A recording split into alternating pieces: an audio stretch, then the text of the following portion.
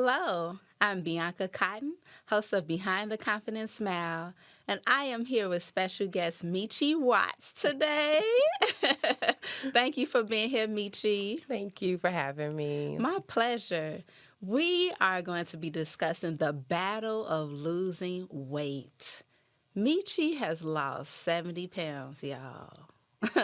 Well, so it's a lot we're going to dig into Okay. today. Before even losing 1 pound, let's go back Okay. to your 20s. Okay.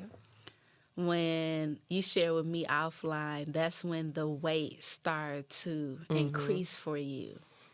What was going on in that time period of your life? I want to say I was battling with self-identity, just knowing who I am and my purpose. And I started to turn to food to deal with a lot of emotional issues. So I would eat because I'm happy. I would eat because I'm sad. I would eat because I'm bored. I would eat because I'm celebrating. I would eat. Food was a major comfort for me. I've never been a person to really smoke or drink or anything outside of skating, dancing, and stuff like that. So after I stopped moving so much, I started to rely on food. And so that was my comfort. And so after a while, I looked up and I was almost 300 pounds and I was like 270. And I was just like, wow, how did I get here? And so, yeah, it was a journey. 270 in a matter of what time frame? Well, it was 263 if I want to be exact. Okay. And I want to say I didn't gain much weight with my first two boys, but after I had my daughter, I started to pick up the weight and I started to emotionally eat a lot. And so I want to go on record and saying I've been pregnant 6 times. I have 5 kids. So, I mean, Right. that did have a little to it. But What? yeah, it was, I would say right after I had my daughter. Wow. Yeah. Having a girl it's a different battle. Oof. What triggered after your daughter? You say emotionally eating. Was that postpartum? What was happening? I would say I was happy she was born and out of my stomach. So I don't want to say postpartum. I was so happy to be free.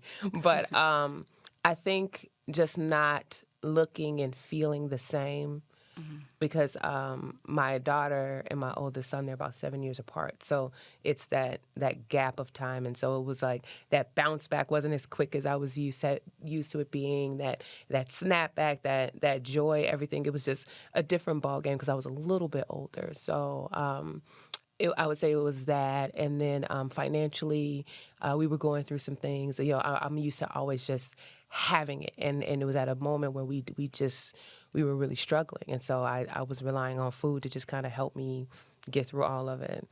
And so we ended up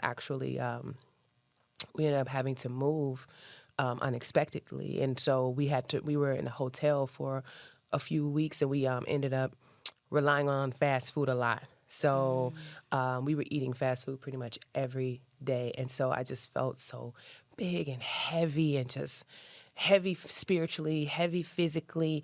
And so then the more I felt it, the more I ate because I was trying to bury that feeling. Yeah. And in trying to bury that feeling, did you start to eat more and trying to bury that? Like, did it become a cycle? A vicious cycle. Vicious cycle for you. Yes. And it was difficult because I would say, and I tell people all the time, you know what you need to do. You know the doctors tell you need to lose weight. You know you need to drink water. You know you need to exercise more. All of that. It's a matter of actually doing it and finding that accountability and finding what works for you and your body because everyone is different. So I remember I was struggling for a long time, and I would walk, and my good friend and sister Ebony, she was the first one to ever work out with me, like really work out with me, and we would walk and we would do this and we would do that, but then I would come home and eat a whole pizza. So what was the point of walking? So it really had to take that mental shift. So I remember I was sitting on the floor and I had polished off almost a whole box of pizza by myself. And I prayed and I was like, God, I need help. I knew then it was an addiction. It was an actual addiction to food. And I was like, God, I can't continue like this. And so after that, I met my mentor Morgan, and she shared her vision and her journey, and she's a very thin, fit woman, but she also struggled with food in a different way. And so we were able to connect and understand how food works. And so that's when I locked arms with an amazing group of women. I'm so blessed to know my fit family. And we just started working out more and eating right and challenging each other, and the accountability, it was just everything. So it was exactly what I needed when I needed it. Wow. So let's go through a timeline because Okay. losing 70 pounds is not an overnight It is thing not. at all. No. So you're 263. How many years ago? I want to say initially, because for me, it wasn't like I lost it and I kept it off. No, it was a roller coaster of emotions, challenges. I mean, we went through 2 pandemics, and so I met Morgan in 2017. I got serious in my journey, I want to say 2018, 2019, and that's when I launched my own company in 2019. And so I struggled in the 40s, like 40 pounds down, 50 pounds down. And once we came out of this second round of the pandemic, I went really hard for those last 20 pounds. I shifted my eating. I started strength training more. I added a lot of greens to my diet. I added a lot of protein. I got with people who knew more than I did because I'm a strong believer in iron sharpening iron. So I asked the tough questions. I got with people who I wanted to look like. So for instance, there's this instructor. Her name is Vitamin T. Her arms are amazing. So I went to her. I was like, "What do you do for your arms?" And so, and then there was another person. I was like, "Hey," how did you get your stomach like that?" So like Morgan has like a 6-pack. So I'm like, "What do you eat every day?" So it became helpful to go to people and ask the tough questions and get the right answers. So I would say it took me a year and a half, 2 years to lose 50. And then we went through the pandemic, so I don't even count that time because the scale went up and down. And then I want to say it took me a good year to lose that last 20. And so it has been a journey. I'm watching my body transform, and I'm able to do things now at 41 that I couldn't do at 21. And so it's a great feeling, just tapping into who you are and your potential. So it's a good feeling. I'm happy about it. Wow. Congrats to you. Thank you, Queen. Now, I know you married, right? So Yes. while on this journey, Ooh, child. shedding physical weight, right? I believe that other weights start to fall. Yes. Mentally, Yes. spiritually, emotionally. As those other weights start falling, how was your marriage journey during that time? Like, I'm getting fit, I'm losing weight. Like, was your husband there with you? No, he was not. Like, I'm drinking my water. Are you still drinking pop? Like, what was happening here? I am so grateful for Morgan Martin and her family because the accountability was so needed at that time, because me and my husband, we were a Kool-Aid drinking house. We used to smash. I mean, and the thing is, I come from a family where I was taught how to fry the chicken. I was taught how to, I was taught how to make the stuff that is good for your soul, but might not Right. necessarily be good for your body. And so making those shifts where I just started to drink more water, and my husband's like, "Oh, now we got to watch the salt and everything." He's like, "Oh, wow, we got to drink more water." Like it was initial head bumping because I was trying to change for the better, and he didn't understand at that time. And so I'm so thankful for everybody at the lab and for our accountability team, because in the times where it got hard, because it got really hard, they were there like, "No, Michi, we got this. You're the spearhead for your house. Like you have to change. If you want to see your house change, you have to change." And I will never forget, we used to do these things called Sunday Soul Check-ins. And I will never forget Lonnie. She was on the line, and she was saying how she was trying to change her house. And she was bumping heads with her family. She was like, but I have to do this. She's like, I have to. She's like, because if I don't do it, then there'll be no change. And then that's when it hit me. I'm like, I got to do it even when it's hard. I got to do it when nobody else feels like it. So my husband at first, he didn't like me losing weight. He didn't like me going to the lab to work out. He was like, here you go again. You got to go work out. You got to go to cardio drum. You got to go dance. But I felt peace whenever I would move. I would feel better when I left. I named it the healing floor because I would feel a sense of healing when I left. So I was honest with him. I was like, look, you want me to go work out. I said, everybody in this house needs mommy to go work out, okay? If you want mommy to be nice to everybody in here, let me go work out, please. So I became unapologetic in my walk, in my stride. I'm like, look, this is for me. I'll do whatever we need to do for this house. I'll do whatever you need me to do. I would come home sometimes and just fall out on the couch. But this right here, I need this for me. Unapologetically, you can't have this. I'll give you anything else but this. And so once it became clear that I was unmovable on this, then my husband, he kind of was like, all right, fine, go to the lab, be great. And it actually was him going to the hospital. We had a very serious scare because my husband, he's a big guy. Okay, I like big guys. Okay, and my husband, he's a big guy, and so we had a very serious hospital scare. He was I think he was almost 600 pounds, if I'm quoting him correctly. I think it was like 585, I want to say. And we went to the hospital. His blood sugar was almost close to a diabetic coma. And I had been begging him. I had been begging him to change. I've been begging him to eat right. And this lady told me about this doctor, and that's why I started recommending he go to her. And she walked in when he went to the hospital, and she looked at him and said, do you want to live or not? She said, because your wife and those 5 kids at home, they need you. So are you about to leave your wife here to take care of these 5 kids? And it's exactly what he needed to hear at that moment. And so when he left the hospital, he's down 200 pounds. Our whole, thank you. Our whole house has changed. My kids drink up all my water now. There's no Kool-Aid in our house. All my healthy snacks and food, they eat it. And so, but it took me first taking that step and just fighting for my own health, for him to stand up and start fighting for his. And so it changed our whole house. You start to hope again. Girl, yes. Oh I cannot wait to get this sweatshirt. Yes. Like, no, that's for real. Like, I have to be the light. Yes. And also you surrounded yourself by people who were Yes. pouring to you when you didn't have it Yes. to give. And that's a beautiful story filled with so much hardness. I know. Yes.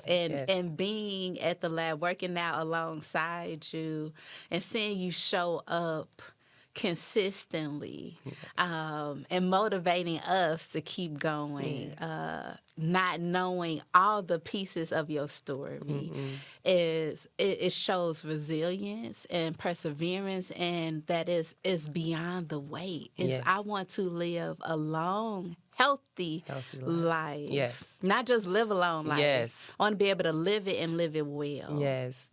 My vision is, I tell people all the time, I want to be that grandma that people are like, oh Lord, here she comes. Like I'm riding a 4-wheeler. Like I'm the one saying the inappropriate stuff at Thanksgiving. Like I want to be that grandma. And I feel like in order to be that grandma, I have to start, prepare my body for it now.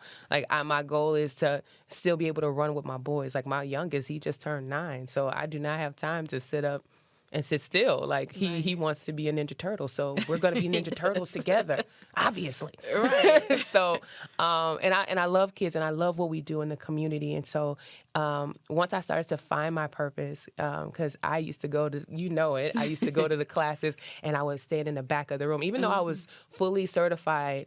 As a dance instructor, as a Zumba instructor, I would sit in the back, and Morgan would see me in the back, and I would have a good time in that corner, baby. And Morgan looked one day, and she was like, no, ma'am. She was like, come up front. And so she pulled me up front, and then after a while, she was like, don't you instruct? She was like, can you do a few songs? And I was like, sure. And next thing you know, went from 3 songs to, okay, lead half the class. And after a while, I was like, I'm going to Cincinnati. You got class, right? But it was her seeing the potential in me and tapping into that. And I would never forget when I heard Oprah share her story. She shared how somebody took the roof off of her thinking. And so I thought I had to have all these ducks lined in a row in order to start moving in that direction. And Morgan was like, no, you can start right now. Where you Start right are. with what you have. And so she just started challenging me each week, like, here, let's do this, let's try this. And so that's when she was like, I told her, I said, I want to bring the lab, I want to bring that to the South suburbs. And she's like, you know you can, right? You know we can open one of these in the South suburbs. You know you can do everything you're doing here. You have the potential to do it yourself. And so if it wasn't for people like that, like Morgan and the Martin family and our Fit family who was able to show me, like, no, you don't have to sit in the back of the corner. You don't have to sit there. You can move forward. And so my goal and my vision is to always pour into all of you exactly the same way, because it took somebody seeing what I didn't see in myself and pulling it out of me and saying, no, we got this, sis. Come on. And so that's my goal. So that's why I try to motivate you all as much as I can, because somebody did it for me, and I'm always pay it forward. Tune in this Friday at 7:30 p.m. on Channel 19 for an inspiring sit-down conversation with Cook County Commissioner Bridget Gaynor. You cannot just come from the outside with ideas or the outside with money and think that you're going to be able to make change in a community, because it just doesn't work that way. It's not sustainable.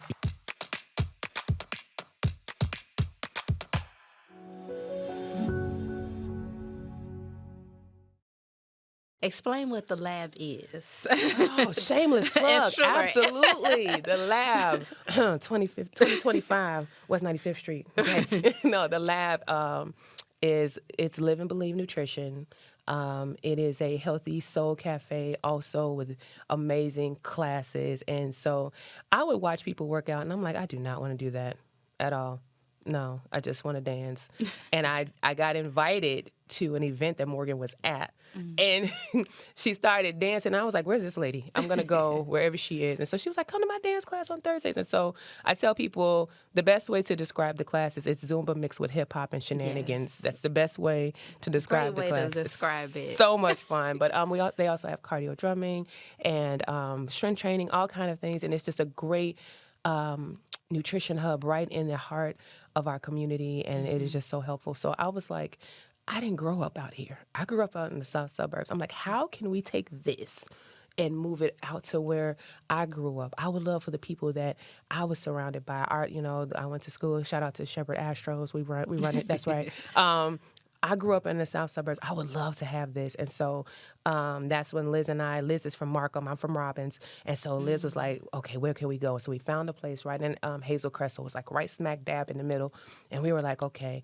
And so to me, I have always been one of those people who love movies with like shields and armor. And so 300, Gladiator, all that, that's my jam. I can watch that all day. And so I was like, let's name it Armored. I'm like, Armor, Fitness, and Nutrition.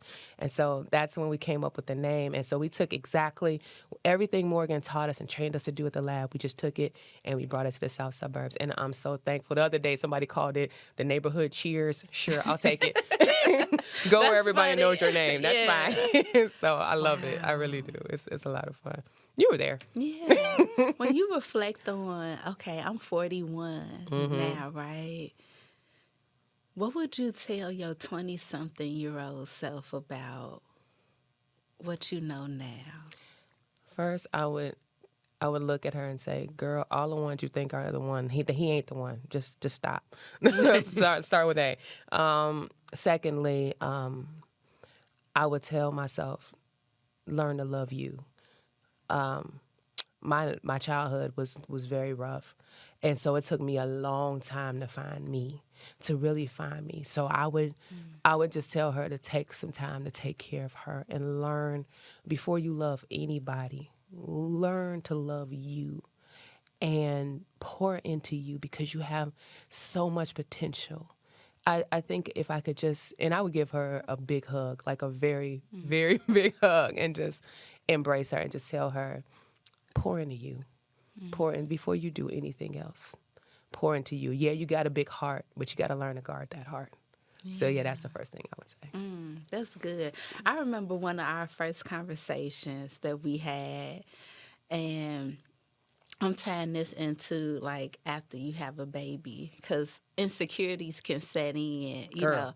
After you have a child, you may have gained 30, 40, 50, 60 pounds. And I remember the first class, and you asked me what my goal was. And I said to have my pre baby body. And you was just like, just create a new.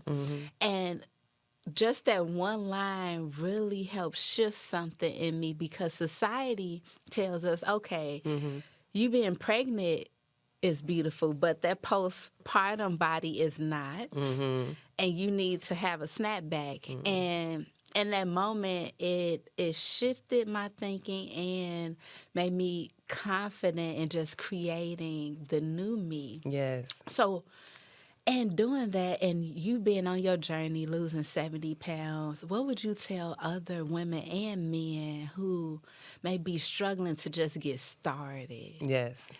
Like, I'm struggling to just get started, or I may just be struggling to eat the salad because I'm addicted to the sugar or the salt. The first thing I would say is one step at a time. Master one thing first. So even if it's just getting one workout in a week, okay, cool, I got that. I'm going to take it up to 2. Okay, this week I'm going to go 3 days without any fast food. Like just taking, we feel like, and I was just sharing this with someone the other day, success really is just steps built over time. It's not something that happens instantly. And so we look for the big rewards, not realizing that success really is consistency over time. So honestly, just day by day, step by step. And then when you get something wrong, just say, you know what? Okay, what did I go wrong? Yeah, I ended up in the drive-thru. Okay, maybe I should have ordered a meal prep, or maybe I could have prepped my meal, or maybe I could have gotten food a little earlier so I wasn't so hungry, so I didn't make a choice out of desperation instead of inspiration. So just finding that what works for you, but step by step by step, and write it out. Write what you want, write it out, and then make a plan, and then add action to that plan. A lot of times we write the vision, but we forget that faith without works is dead. You still got to move. You still have to make that action plan. Still have to move and make action. So write out what it is. So if you want to, let's say my goal is 50 pounds. Okay, cool. What do you want? How do you want to lose it? Okay, I want to work out this many days a week, doing this. This is who I'm going to work out with. Okay, cool. What kind of nutrition do you want to do? Okay, this is what I want to do. This is what I want to eat. And if you need help with that, then find the right people. Okay, I know I don't want to do a real shameless plug, but we have an amazing accountability group. I'm just saying.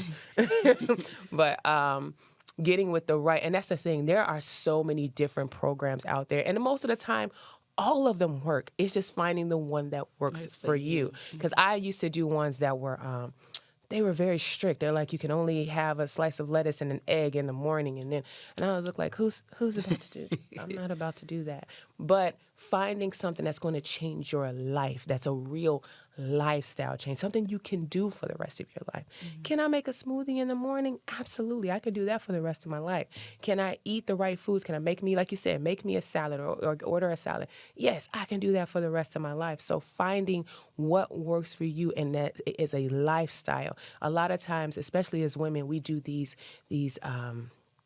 big grand diets and all these fads, and we drop the weight for the summer. We look good, we take the pictures, but we don't deal with what's on the inside, and we don't make those lifestyle changes, and then we gain it right back. So instead of doing that big strict thing, try really just changing day by day, step by step, and you'll have that longevity, those good long results versus just that temporary fix. You just said something that I want to dig into a little bit more, Okay. like gaining the weight right back. And in your journey, have you had a moment or moments where you gained it back? And Absolutely. what was the internal dialogue like for you? Well, I probably can't say that on TV, so I won't say what I said in my head. First of all, there's a lot of people who have an unhealthy relationship with the scale, and we don't talk about it enough. There are people who, when they get on the scale, they see a number they don't like. they get frustrated and they go back to their old ways. Okay, you worked out for 3 days, baby. Just give it some time. Right. So your body is not like Amazon. It's not gonna show up the next day. that So so first thing I would do is just, if I knew I was off track, because you know when you haven't been eating right. If I know I've been off track, first thing I do is put my scale away. I'm not going to look at my scale for the next few weeks. So first of all, what I would do is I would get frustrated internally.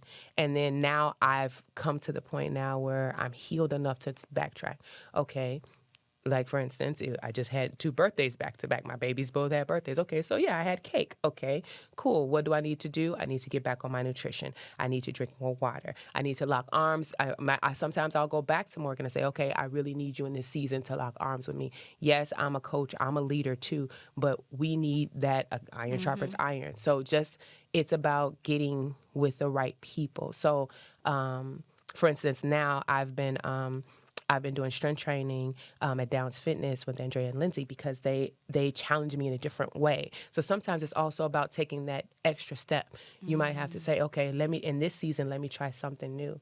But there has been times where I remember once when I got very close to that 70 mark, and I gained 20 back. And I had to really sit and look at where I went wrong. And it was like, okay, Life. I had moments in my life that weren't all that great.